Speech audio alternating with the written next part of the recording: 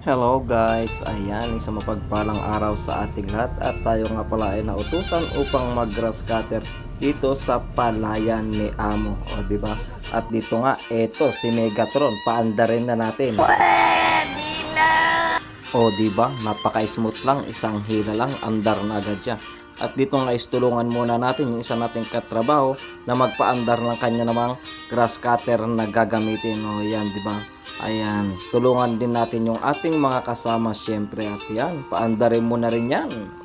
O ayan, di ba? Napaka-smooth din paandarin. Ayan. Babae po pala yan, guys. Ayan, may mga kasama po akong babae dito sa aking company. At yan, ibaba na natin si Megatron, o di ba? Yung ating gagamitin na pang grass cutter. At dito ko lang pala napansin yung pantalon ko. Grabe, ayan. Nakatupi yung kabila at yung kabila hindi, pero hayaan mo na yan, nasa bukid naman tayo, wala naman tayo sa city, o diba? Hindi natin kailangan maging maarte pagdating dito sa bukid. Ayan, at kasalukuyan na nga natin binababa si Megatron, o diba, yung ating gagamitin na pang grass cutter. Ayan po ang aming ginagamit dito sa Japan na pang mabilisan na pang grass cutter dito sa pilapil ng aming mga palayan. At dito is papakita ko sa inyo kung paano siya gagana, guys. Ayan, o diba?